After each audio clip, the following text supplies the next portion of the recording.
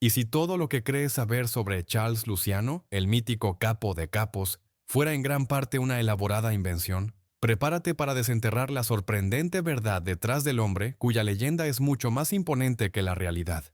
Hoy desafiaremos los mitos y te mostraremos la historia auténtica de uno de los gánsteres más enigmáticos de todos los tiempos.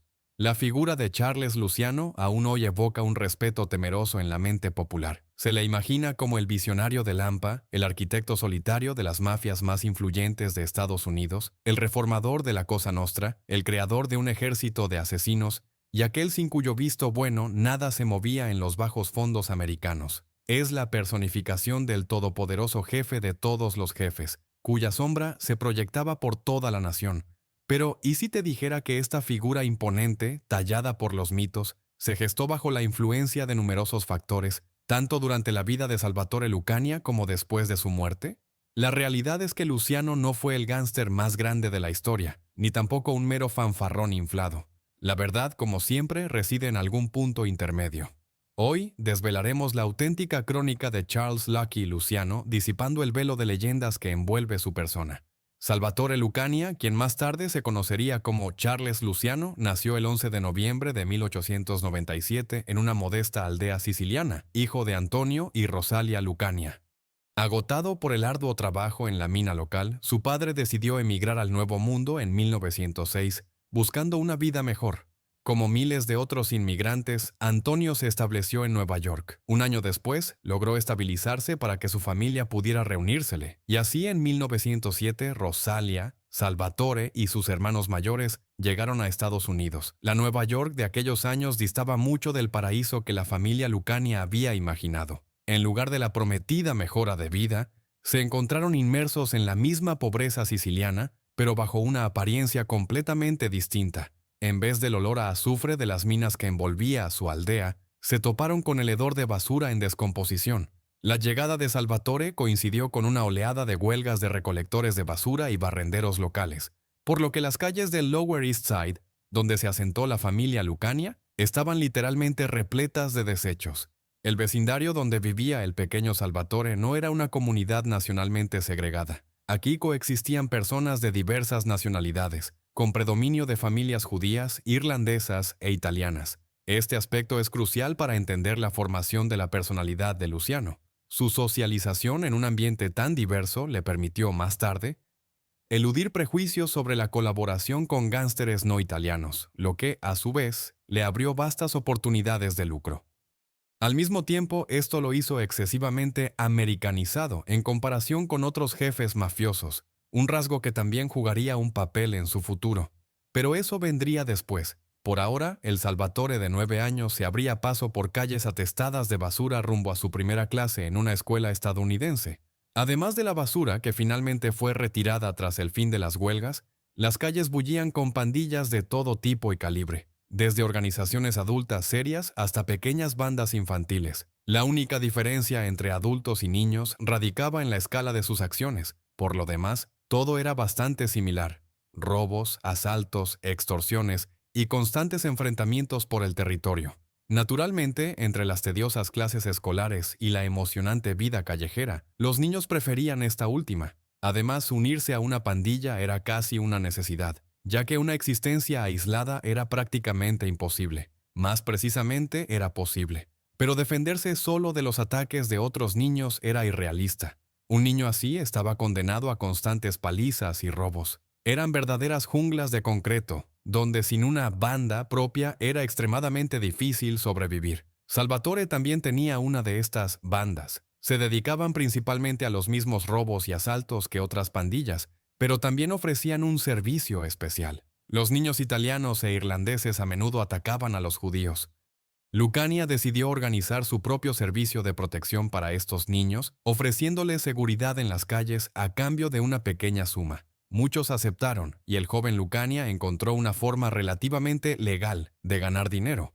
A este respecto, existe una leyenda que afirma que fue así como Salvatore conoció a su futuro socio en los negocios ilícitos, Meyer Lansky. Es difícil asegurar si es cierto, pero la probabilidad de que se conocieran ya en aquel entonces es muy alta, dado que Lansky, al igual que Lucania, residía en el Lower East Side. Si bien es difícil precisar cómo Lansky y Lucania se conocieron, es absolutamente cierto que Salvatore prefería la vida de joven gángster a asistir a la escuela. Sus apariciones en clase eran cada vez más escasas, y las autoridades de supervisión visitaban con creciente frecuencia su hogar para informar a sus padres. Finalmente, esta vida culminó para Salvatore en una estadía de 4 meses en un centro correccional cerrado para adolescentes problemáticos. Tras su salida en 1912, a la edad de 14 años, abandonó definitivamente la escuela y encontró su primer empleo legal, trabajando como mensajero en la sombrerería de Max Goodman, donde percibía, según diversas fuentes, entre 5 y 7 dólares semanales. Sin embargo, el trabajo legal no significaba en absoluto que hubiera abandonado las actividades delictivas. Salvatore reorganizó con sus conocidos una pequeña banda, dedicándose principalmente a robos y tráfico de drogas, actuando como correo para un traficante local. Fue también en esta época cuando Lucania abandonó su hogar, tras una disputa con su padre por un arma encontrada entre sus pertenencias, y alquiló una habitación con uno de sus cómplices de entonces, llamado Joe Bionda, quien más tarde se convertiría en un mafioso de alto rango en la familia Gambino. Lucania vivió bajo este régimen hasta 1916, cuando fue sorprendido infraganti por tráfico de drogas. Entregó una dosis de heroína a una persona que resultó ser un informante de la policía. El 27 de junio de 1916, a los 18 años, Salvatore Lucania fue sentenciado a 8 meses de reclusión en el reformatorio de New Hampton Farms. Fue después de su liberación de la colonia cuando Lucania pasó de Salvatore a Charles. Esto se debió a que el nombre Salvatore se abreviaba en el femenino Sally, y durante su detención, este hecho permitía a otros reclusos hacer bromas picantes e inequívocas hacia Lucania. Aparentemente, esto molestó tanto al rebelde italiano que incluso decidió cambiar su nombre. Tras salir de prisión, Charles encontró empleo durante un tiempo como un tipo de oficinista naval, pero rápidamente abandonó esa actividad al ganar en los dados casi su salario anual de $244.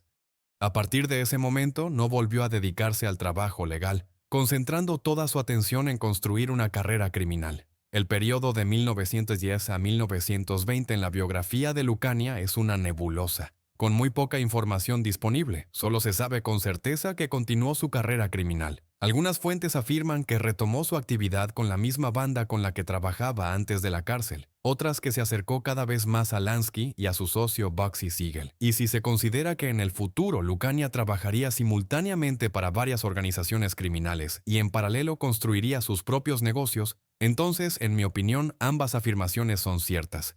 Charles, como demostraré más adelante, siempre priorizó el beneficio personal y las ganancias en sus asuntos, mientras que atributos como la pertenencia a una pandilla o la lealtad servían solo como herramientas para incrementar su bienestar personal.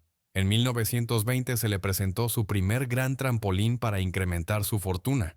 La prohibición fue instaurada en Estados Unidos. Este periodo, para Lucania y hasta la guerra castellano-marese, se caracterizó por el establecimiento de contactos y, posteriormente, negocios conjuntos con prácticamente todos los futuros actores clave del ámbito criminal de Nueva York. Charles inició sus operaciones durante la Prohibición junto a Lansky y su banda judía. Se dedicaban a robar almacenes de alcohol para luego venderlo a bares. Muy pronto, este método quedó obsoleto, ya que los depósitos se quedaron sin las bebidas alcohólicas acumuladas antes de la aprobación de la ley. Entonces, Lucania comenzó a buscar nuevas formas de obtener ingresos y, junto a su antiguo socio Joe Bionda, recién salido de prisión, se dedicó a la transformación de alcohol técnico legal en el prohibido alcohol vínico. Posteriormente, con este alcohol se producían bebidas similares a las conocidas y se vendían en los establecimientos. Otra forma de obtener alcohol vínico era comprarlo en fábricas de perfumes, donde se utilizaba para crear fragancias. Luego, este alcohol también era cortado y vendido a los bares. Además de la venta directa de bebidas alcohólicas, Luciano obtenía ganancias de la venta de materias primas para quienes se dedicaban a la destilación clandestina. Poco a poco, el capital de Lucania fue creciendo. Comenzó a abrir sus propias destilerías y firmó un contrato para el suministro de whisky con uno de los mayores mayoristas del comienzo de la Prohibición, Waxy Gordon. El camino hacia Gordon fue facilitado por el encuentro de Lucania con una especie de capitalista de riesgo del mundo criminal de aquellos años, Arnold Rothstein, a quien Charles fue presentado por Lansky. Rothstein representaba a un inversor que, durante la Prohibición, Colocaba dinero en los emprendimientos ilegales de otros gánsteres y así influyó en la formación de casi todos los famosos gánsteres judíos de ese periodo.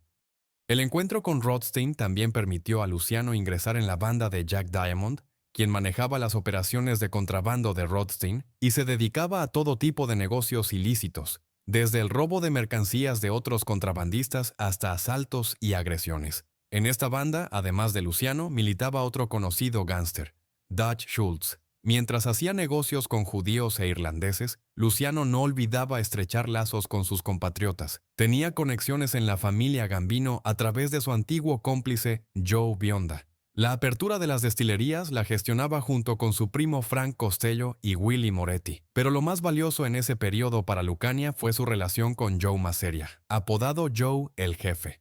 Maseria y su banda controlaban todo el Lower East Side, la misma área donde Lucania, junto con Lansky, llevaba a cabo sus negocios de contrabando de alcohol. Era obvio que tarde o temprano sus intereses se cruzarían. Y al final Charles terminó en la mira de Maseria y fue reclutado por Joe, el jefe, como un sicario externo en 1920. En la organización y la llamada familia Maseria, Lucania ingresó 2 años después, en 1922.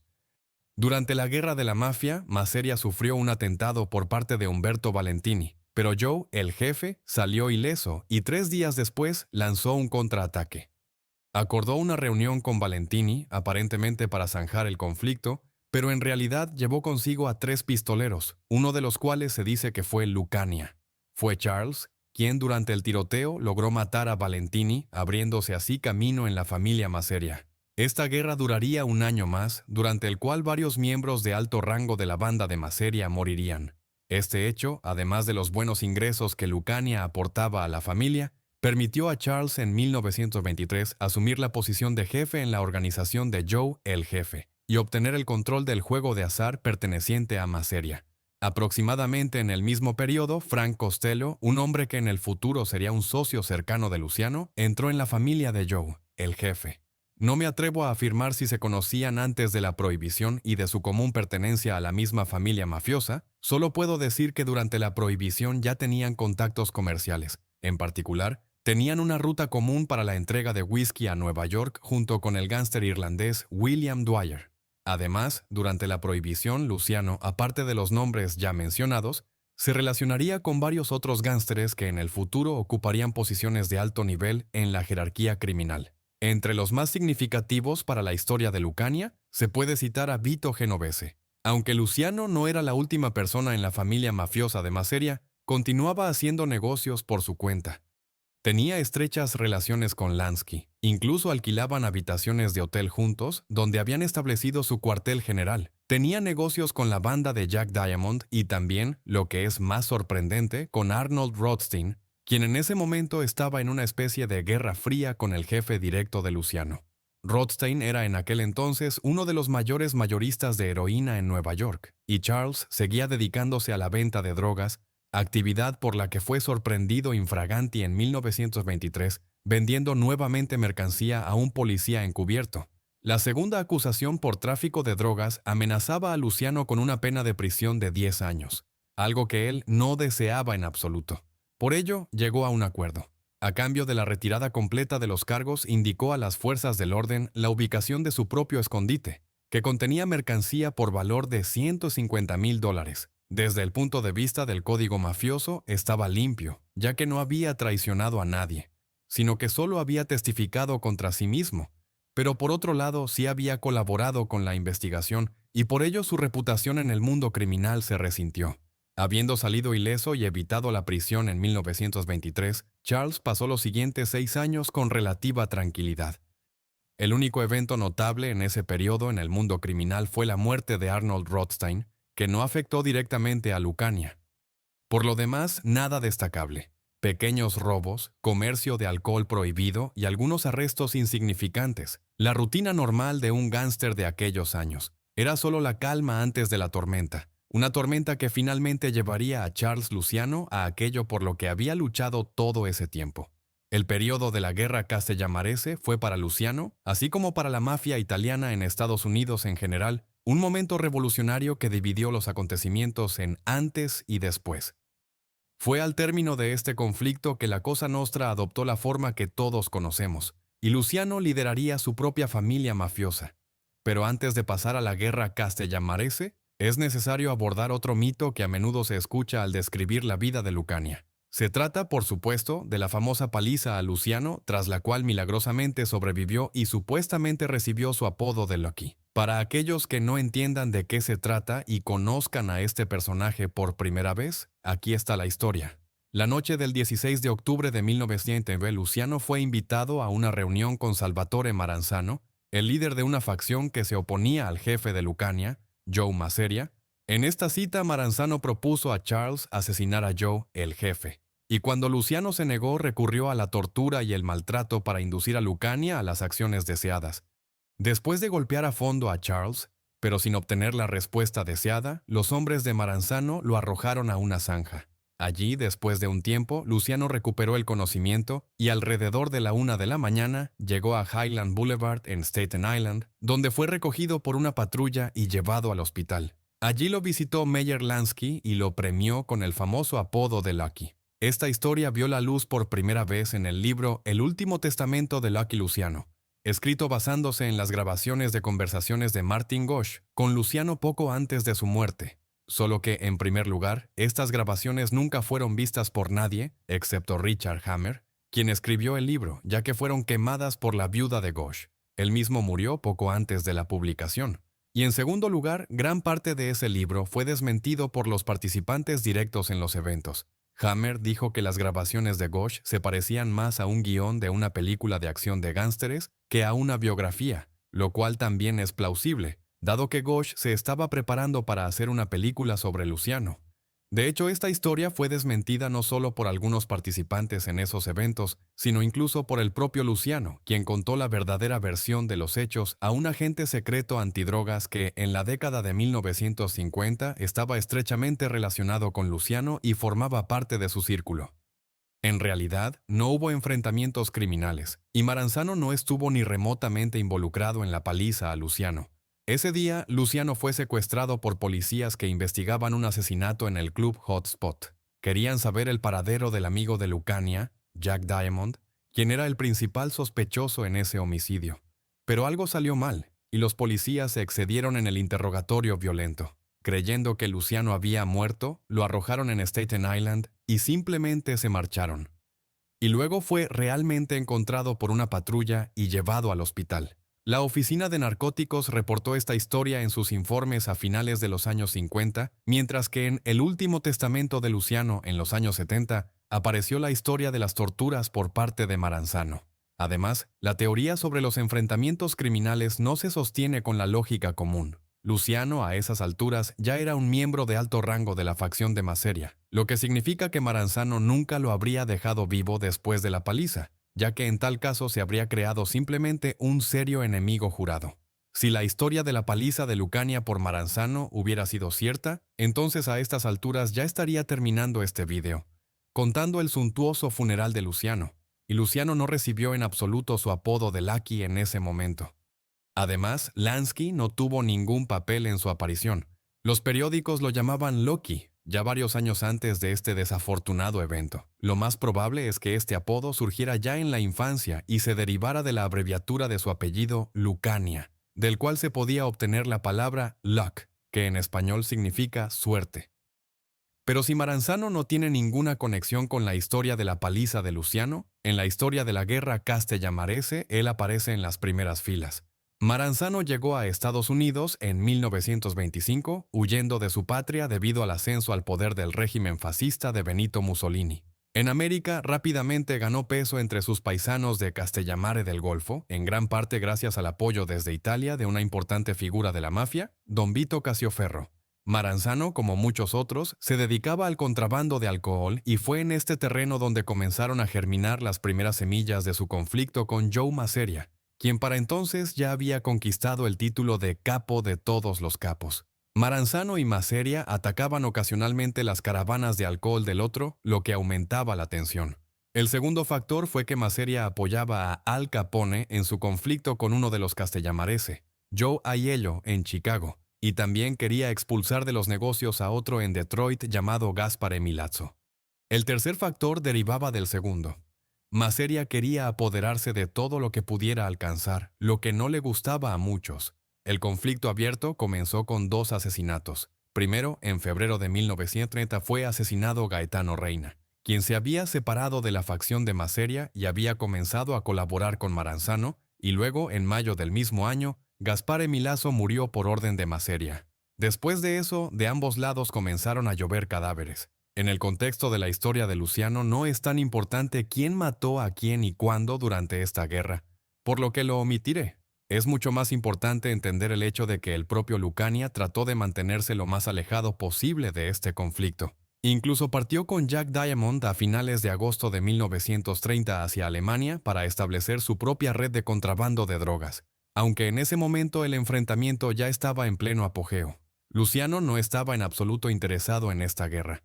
Los continuos asesinatos atraían una excesiva atención de las fuerzas del orden sobre la actividad ilegal, lo que, a su vez, implicaba pérdidas económicas. Poco a poco, muchos otros participantes en el conflicto comenzaron a compartir la misma opinión, y como en ese momento la organización de Maseria se encontraba en una posición claramente perdedora, fue precisamente aquí donde comenzó a germinar la semilla de la duda sobre el asesinato de su propio jefe. Además, Maranzano al mismo tiempo declaraba que todo lo que necesitaba era la muerte de Maseria, y que no perseguiría a los demás participantes en el conflicto. Y en la primavera de 1931 la propuesta de Maranzano fue aceptada. Luciano se reunió con él y confirmó que estaban listos para organizar el asesinato de Maseria. El 15 de abril del mismo año, Joe, el jefe, fue asesinado en un restaurante en Coney Island, y la guerra castellamarese llegó a su fin. Habiendo asesinado a Maseria, Luciano asumió abiertamente la responsabilidad de tal acto. Y además, como recuerda Nick Gentile en su biografía, envió a Maranzano un mensaje afirmando que el asesinato de Joe, el jefe, se había llevado a cabo porque le convenía a él, Charles Luciano, y no porque lo deseara Maranzano. Al final añadió que cualquier persecución adicional de cualquiera de la antigua facción de Maseria conduciría inmediatamente a la reanudación del conflicto. Maranzano aceptó estas condiciones de su victoria. Poco después de la muerte de Joe, el jefe, y el fin de la guerra, convocó en el Bronx una asamblea general de gánsteres sicilianos en la que celebró su victoria y dio el primer paso en la creación de la estructura familiar de la mafia de Nueva York. En esta asamblea se estableció que todas las bandas sicilianas a partir de ese momento se unirían en 5 familias, que serían gestionadas por un jefe y un subjefe. Luciano se convirtió en el jefe de la antigua familia Maseria, que ahora se llama Familia Genovese. Su subjefe era Vito Genovese. Joseph Bonanno lideró la familia Bonanno. Joe Profasi se convirtió en el jefe de la actual familia Colombo.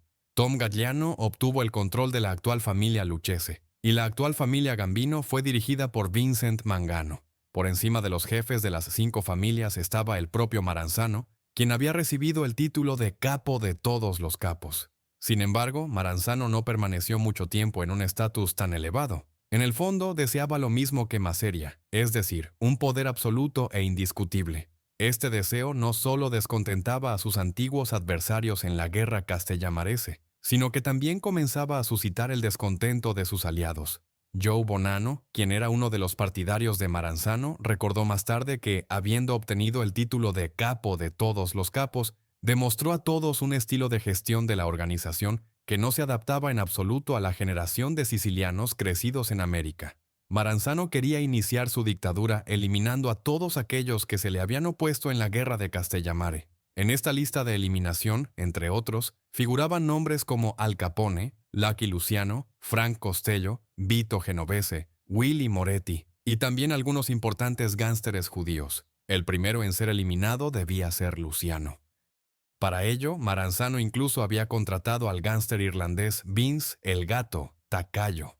Sin embargo, no tuvo tiempo de llevar a cabo la tarea. Lucania se enteró tanto de la lista de proscripción como del sicario contratado, y golpeó primero. Primero, Charles demostró la existencia de la lista de proscripción a aquellos que se encontraban directamente en ella, así como a aquellos que potencialmente podían oponerse a Maranzano. Y luego, obteniendo el apoyo de gánsteres de todo el país, procedió a la preparación del atentado contra el capo de todos los capos.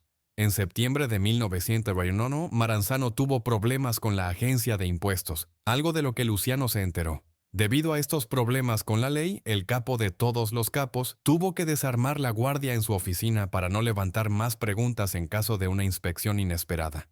Luciano decidió aprovechar esto y envió a la oficina de Maranzano a asesinos a sueldo que se presentaron como agentes de impuestos. Los asesinos entraron sin problemas en la oficina, mataron a Maranzano y se marcharon antes de la llegada de la policía. Así, de forma sencilla y ordinaria, fue asesinado el último capo de todos los capos de la mafia italiana en América. El mismo día y la noche siguiente al asesinato de Maranzano, según una leyenda ampliamente difundida en todo Estados Unidos, tuvieron lugar decenas de otros asesinatos de seguidores del ex capo de todos los capos. Este evento incluso recibió un nombre propio, la Noche de las Vísperas Sicilianas. Sin embargo, difícilmente encontrará una sola persona capaz de nombrar al menos a 10 de los partidarios de Maranzano asesinados ese día. Este mito fue creado artificialmente y es difícil determinar quién fue el primero en difundir esta historia entre la gente. Todos los autores que de un modo u otro han trabajado con los archivos de esos años desmienten los eventos de la Noche de las Vísperas Sicilianas e incluso el tan discutido El Último Testamento de Lucky Luciano se disocia de esta historia y la califica de pura imaginación. En primer lugar, como dije anteriormente, muchos al momento del asesinato de Maranzano ya estaban insatisfechos con su jefe. Y en segundo lugar, Luciano demostró abiertamente que la muerte del capo de todos los capos fue solo una acción defensiva, ya que Maranzano había decidido atacar primero, violando además su promesa dada al final de la guerra castellamarese. Por lo tanto, ni Luciano ni los antiguos partidarios de Maranzano tenían ningún sentido en continuar el conflicto. En el futuro llevarían tranquilamente sus asuntos, sin recordar viejas disputas, algo a lo que contribuyó en gran medida también la eliminación del título de capo de todos los capos y la creación de la comisión. Esta reorganización se atribuye al mérito exclusivo de Luciano. Se dice que cultivó esta idea durante años y fue el principal impulsor. Sin embargo, esto también es incorrecto y nuevamente proviene de El Último Testamento de Lucky Luciano. Una especie de comisión ya se había creado durante la guerra castellamarese para resolver ese conflicto, pero el ganador, Maranzano, se proclamó capo de todos los capos, y la idea no tuvo más seguimiento. Sin embargo, la idea no se disolvió en el aire con un golpe de varita mágica.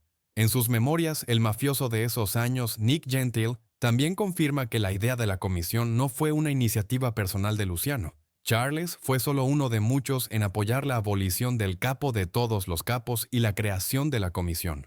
La comisión misma representaba una especie de órgano de gobierno que debía resolver las cuestiones controvertidas surgidas entre las familias, a través del voto. La componían los jefes de las 5 familias de Nueva York, además de Al Capone de Chicago y Frank Milano de Cleveland.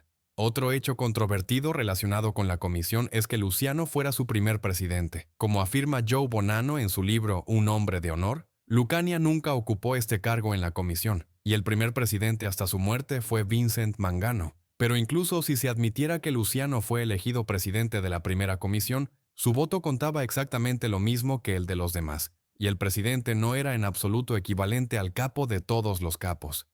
Tanto más cuanto que en la comisión había al menos 3 personas que no eran partidarios de Luciano, y este órgano no era en absoluto una reunión de amigos de Charles a través de los cuales él pudiera cabildear por sus intereses. Sin embargo, Lucania estaba completamente satisfecho con la situación creada. Ahora podía gestionar los asuntos con su familia como deseaba y colaborar con quien le fuera necesario. Ya no había ningún tío grande por encima de él, que en cualquier momento pudiera influir en su organización. Luciano finalmente obtuvo lo que tanto había anhelado. Obtuvo independencia, la independencia para hacer dinero. El fin de la guerra castellamarese y la creación de la comisión trajeron paz y orden a la mafia italiana. Podría decirse que este evento finalmente estableció el orden en la Cosa Nostra, y aunque los enfrentamientos y conflictos en el mundo criminal de Nueva York en general continuarían, y Luciano participaría directamente en algunos de ellos, fue precisamente el período de 1931 a 1904 el que se convirtió en la época dorada para Lucania. Para entonces ya había establecido su red de contrabando para la introducción de drogas en Estados Unidos y pronto crearía también una vasta red de burdeles. Fueron precisamente estas 2 actividades las que constituyeron la mayor parte de sus ingresos después de la abolición de la prohibición, que había ayudado a Lucania a acumular una fortuna multimillonaria, permitiéndole vivir sin privarse de nada. Pero antes de hablar de cómo Luciano y su organización operaban en su apogeo, es necesario abordar el llamado Sindicato Nacional del Crimen. En el entendimiento común, el sindicato criminal representa una enorme corporación criminal que abarcaba gran parte de Estados Unidos. Estaba formado por numerosas bandas, que eran filiales con fronteras claramente establecidas de sus dominios. La gestión de las filiales, por su parte, estaba a cargo de un consejo especial, a cuya cabeza se encontraba Luciano.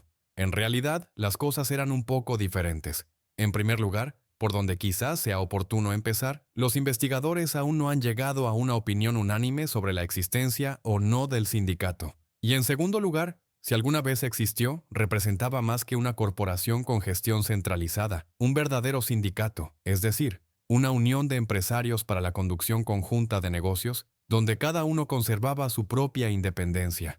Todas las conferencias del sindicato representaban una discusión sobre los planes futuros para la inversión de dinero. Por ejemplo, invirtieron en el juego de azar en Las Vegas y en Cuba, o según datos no verificados, invirtieron dinero en las campañas electorales de algunos candidatos a la presidencia.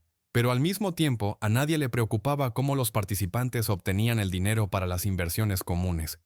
En su propio territorio, cada jefe tenía derecho a hacer lo que quisiera, y ningún consejo, y mucho menos Lucky Luciano, podía decirle qué hacer. Sería extraño además que Lucania, quien, como queda claro por lo relatado anteriormente, no era en absoluto el capo de todos los capos de la mafia italiana, sino solo uno de los jefes, de repente se hubiera convertido en el líder de todo el mundo criminal de Estados Unidos. Luciano, en ese periodo, estaba más interesado en sus propios asuntos que en reclamaciones de dominio sobre todo el país.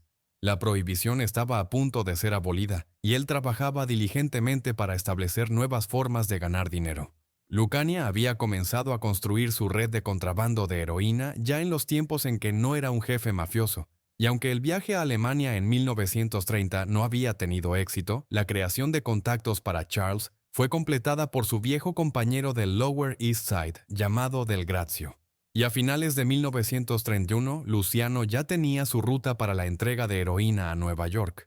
En pocos años el mercado de Lucania se extendió mucho más allá del Lower East Side, y en 1934 se extendía hasta la costa oeste, donde Charles se topó con una mina de oro para los traficantes de drogas llamada Hollywood. Sin embargo, de Luciano traficante de drogas se sabe mucho menos que, por ejemplo, de Luciano contrabandista de alcohol o Luciano extorsionista, y aún menos que de Luciano proxeneta.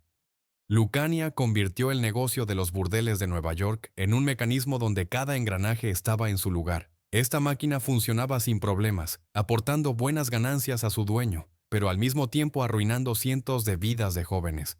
El sistema creado por Charles representaba una verdadera esclavitud sexual en el peor sentido de la palabra. Tras la abolición de la prohibición en 1933, los gánsteres empezaron a buscar nuevas formas de enriquecerse. Algunos, como Frank Costello, se dedicaron a las máquinas tragamonedas. Otros, como Louis Lepke Buchalter, se sumergieron en la extorsión. Algunos, como Dutch Schultz, abrieron loterías ilegales. Y una parte considerable, como Luciano, empezó a traficar con drogas. Pero nadie prestaba atención a los burdeles dispersos por toda Nueva York. Lucania fue el primero en ver el potencial de expansión en este ámbito. A través de amenazas e intimidaciones, en poco tiempo, Charles logró someter todo el negocio de los burdeles de la Gran Manzana. Este proxenetismo fue llamado la combinación. En la cima estaba el propio Luciano. Debajo de él, en la jerarquía, se encontraba un grupo llamado la Mafia Guarda, representado por sus líderes, Ciro Terranova, Jim Fredericks y Tommy Penati. Y luego venían las Madams y los Bookers, y en la base de la cadena estaban las prostitutas. Este sistema funcionaba de la siguiente manera. Las prostitutas atendían a los clientes y pagaban un porcentaje a las Madams.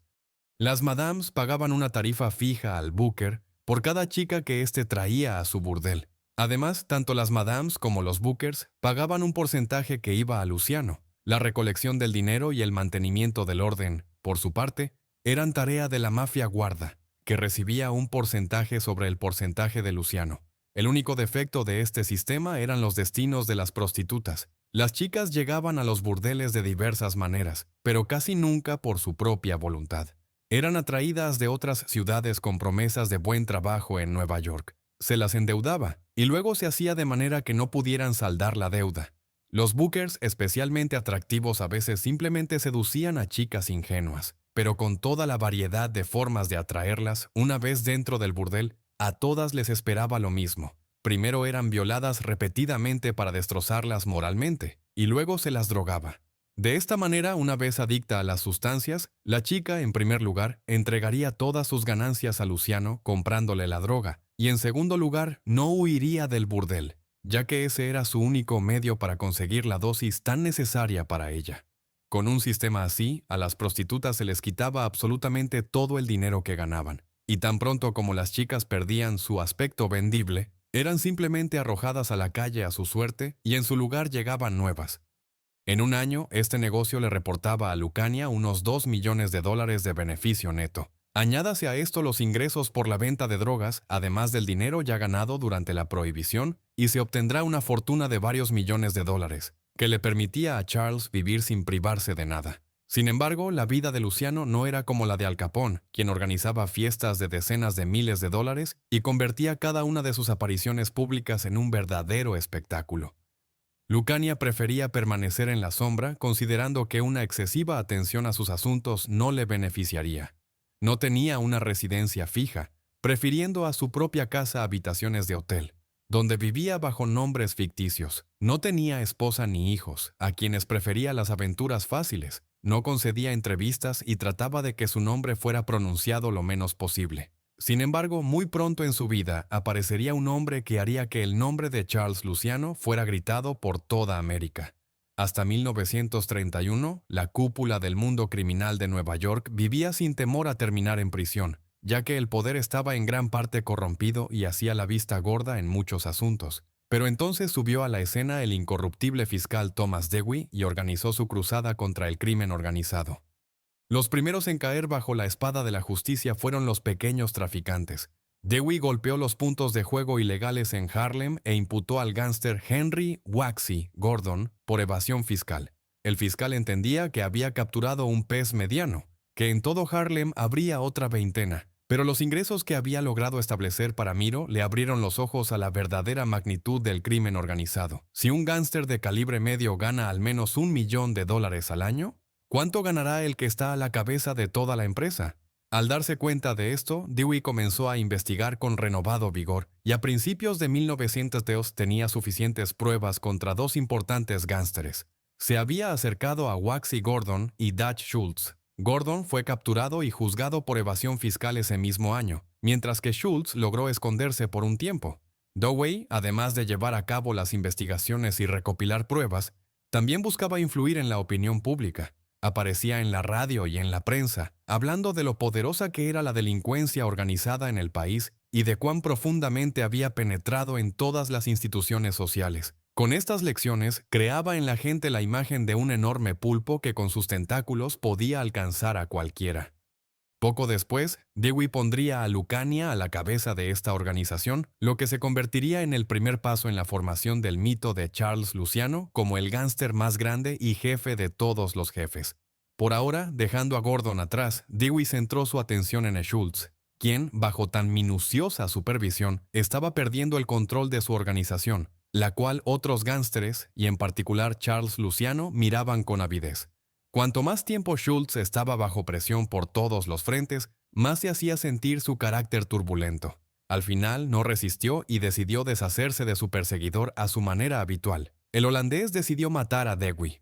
Esta decisión fue pronto conocida por los otros jefes criminales, para quienes esta empresa se convirtió en un motivo válido para matar a Schultz y repartirse posteriormente su territorio y sus esferas de influencia. Y el 23 de octubre de 1935, sicarios dispararon al holandés y a sus hombres en un café en Nueva Jersey. Sin darse cuenta, Luciano, al emitir la condena a muerte para Schultz, se perjudicó a sí mismo. Dewey, tras la muerte del holandés, había perdido la presa que casi había acorralado, y ahora necesitaba un nuevo objetivo.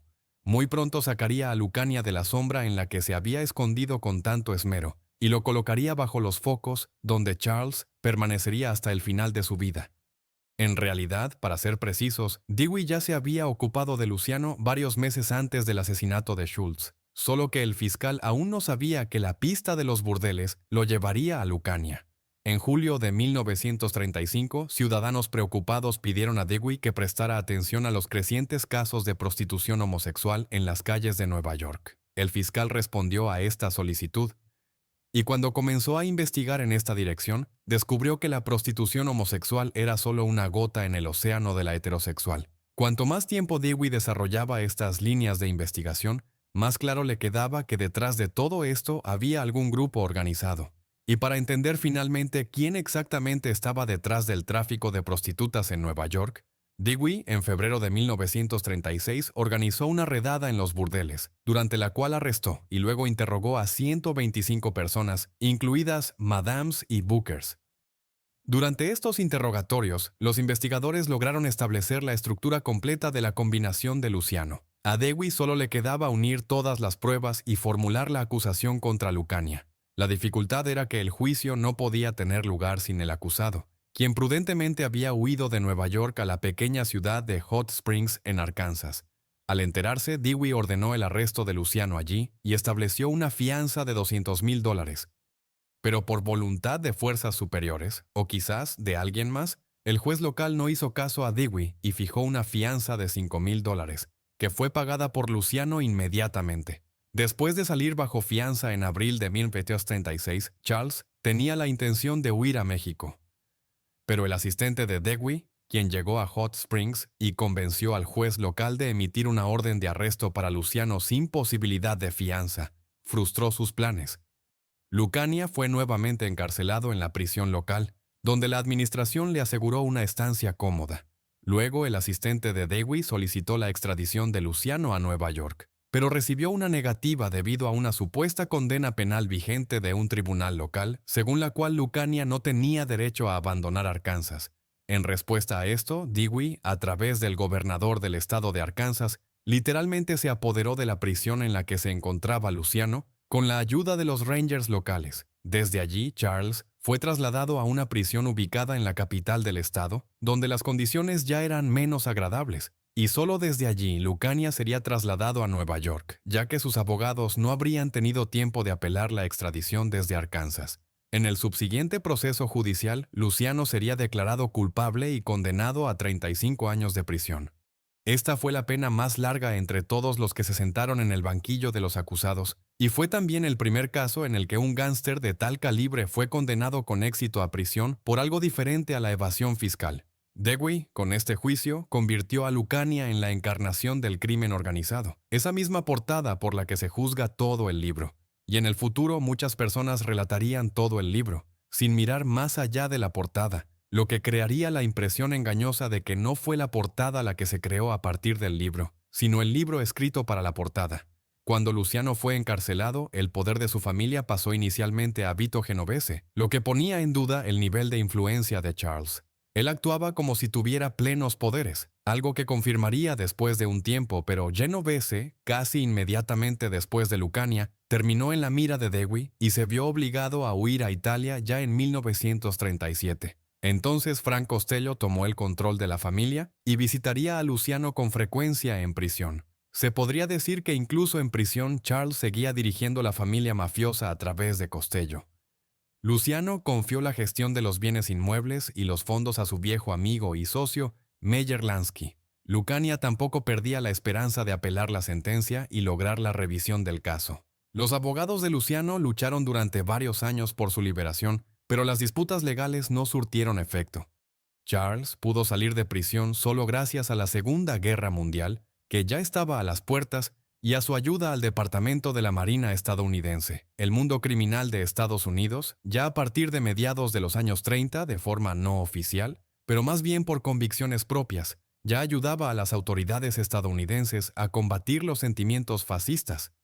La mafia italiana, perseguida en su patria por Mussolini, se oponía a sus partidarios en Estados Unidos, y los gánsteres judíos luchaban contra los fascistas americanos, que eran partidarios de Hitler, quien, como se sabe, trataba al pueblo judío. Por lo tanto, no es de extrañar que posteriormente las autoridades presentaran una propuesta oficial de colaboración.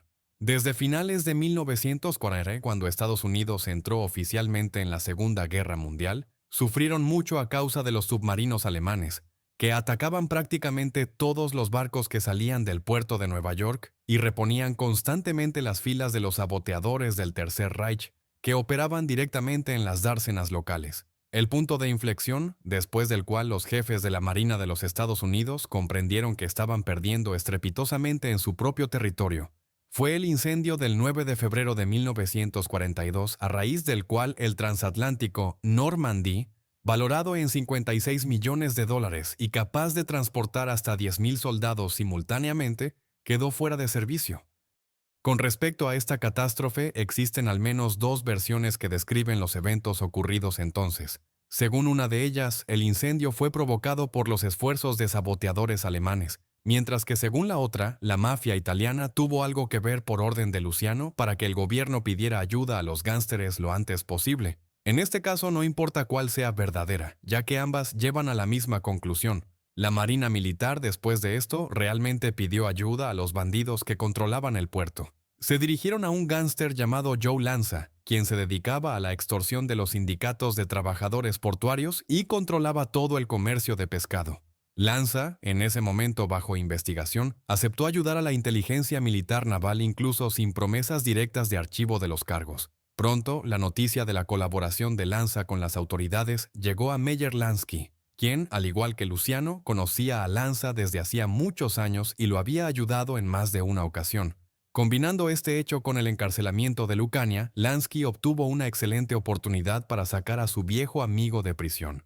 A petición de Lansky, Lanza dijo a los representantes de la Marina que había hecho todo lo posible por ellos, y si se necesitaba una ayuda mayor, debían recurrir a una persona que tenía mucha más autoridad que él.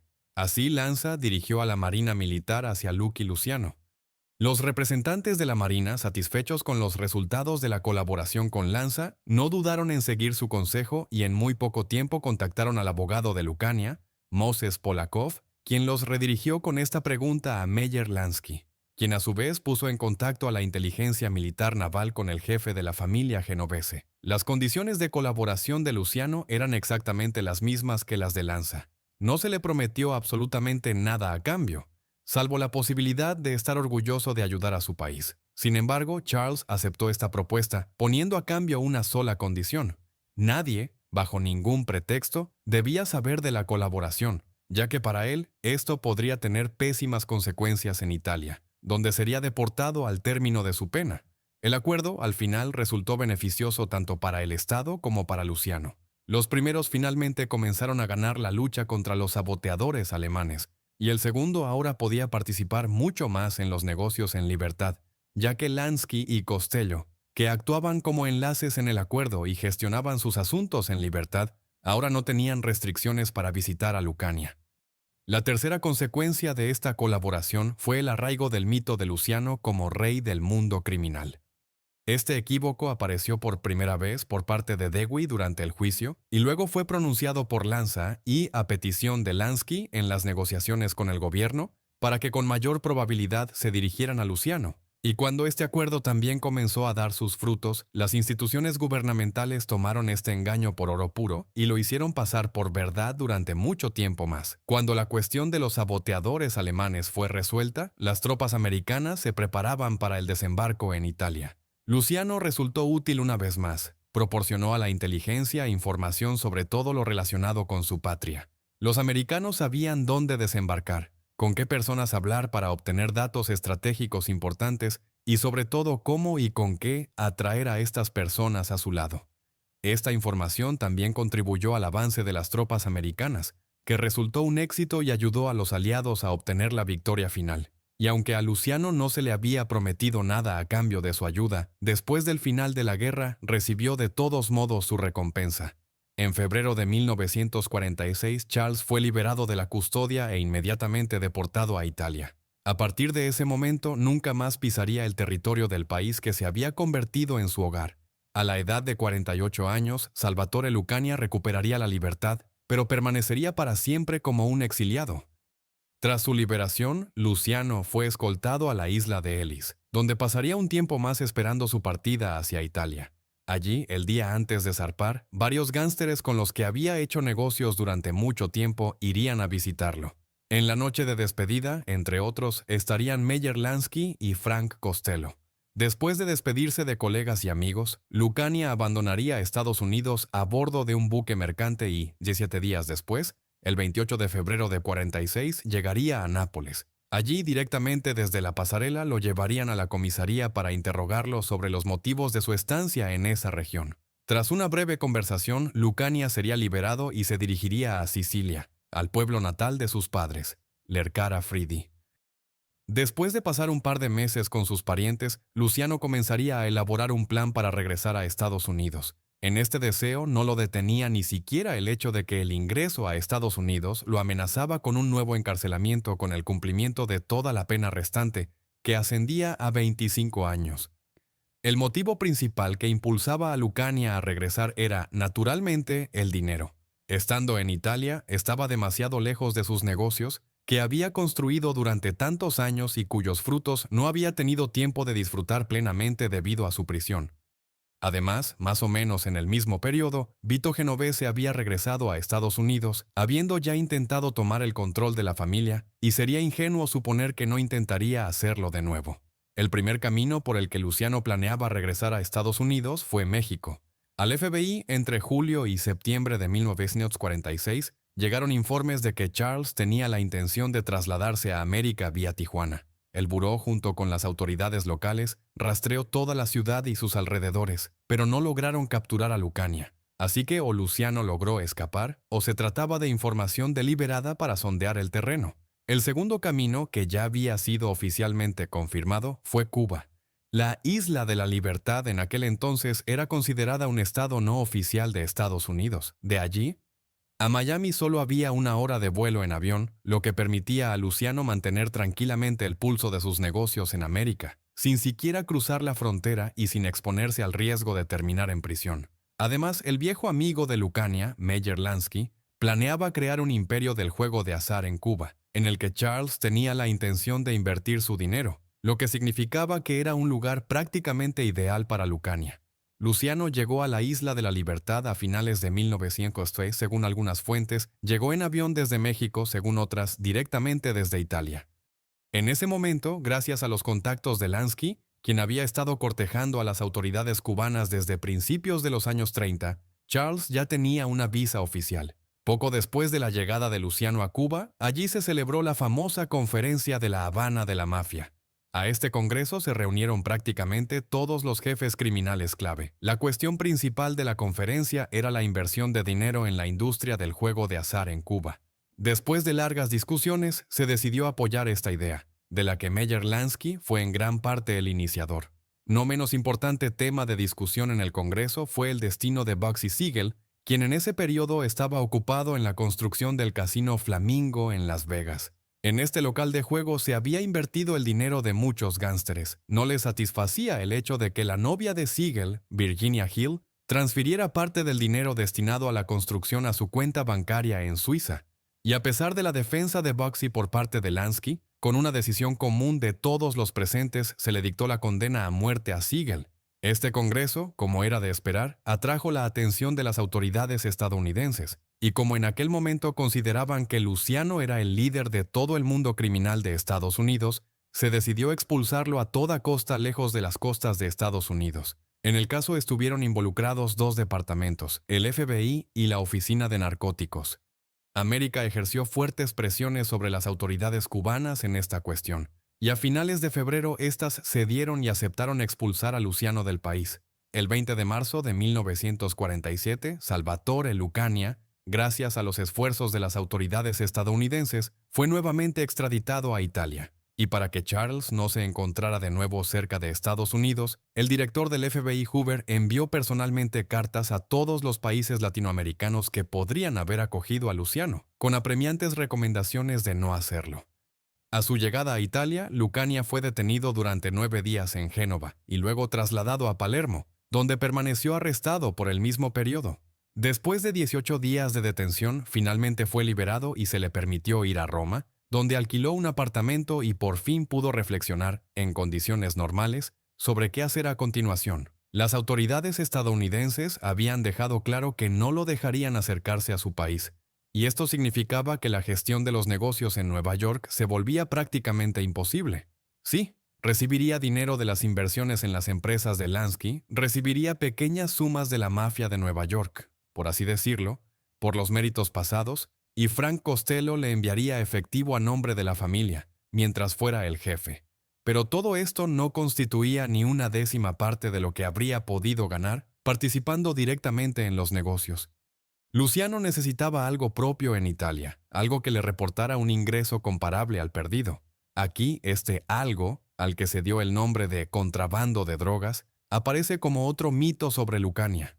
Según la opinión extendida, se cree que Charles, al encontrarse en Italia, fue una figura clave en la organización de la entrega de heroína a Estados Unidos. Pues bien, los hechos nos dicen lo contrario. Poco después de su expulsión de Cuba, Lucania visitó efectivamente países productores de heroína.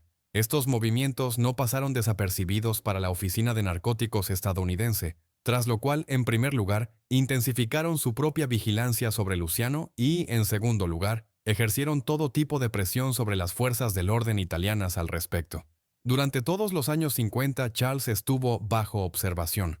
La Oficina de Narcóticos estadounidense lo investigaba intensamente y las autoridades italianas arrestaban a Lucania a la menor sospecha de su implicación en el contrabando de drogas. Se le retiraba el pasaporte para impedirle salir de Italia, se le limitaba el movimiento dentro del país. Incluso se llegó a imponer a Luciano el toque de queda. Tal atención constante de las autoridades hizo que los mafiosos locales no quisieran negocios ilegales comunes con Lucania. Y a ello se sumaban los rumores de que Charles había colaborado con las autoridades durante la guerra.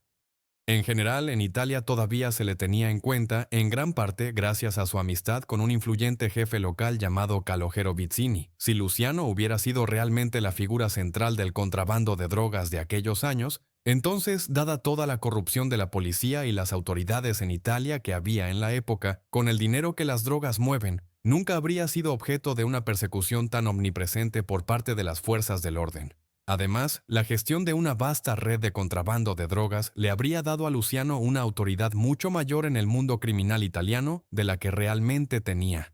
Para demostrar bien su verdadera posición en los círculos mafiosos de la época, está la historia del mafioso local Antonio Calderone, según la cual un pequeño matón napolitano abofeteó a Luciano delante de todos. Y aunque ese chico fue luego asesinado, este incidente muestra bien cómo se trataba a Lucania.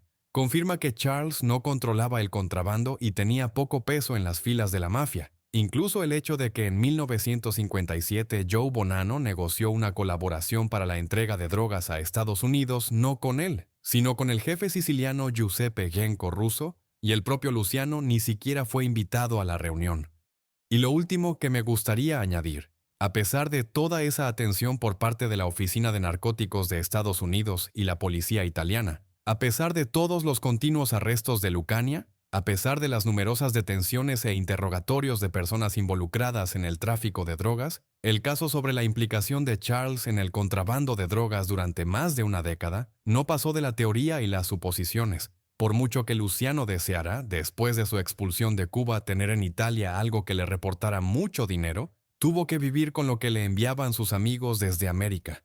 Pero incluso estos ingresos disminuían gradualmente. Primero, el amigo de Luciano, Frank Costello, renunció a su cargo de jefe de la familia bajo la presión de Vito Genovese, y los pagos de allí cesaron. Y luego en Cuba estalló la revolución, que de un solo golpe se llevó la mayor parte de las inversiones de Lucania en el juego de azar.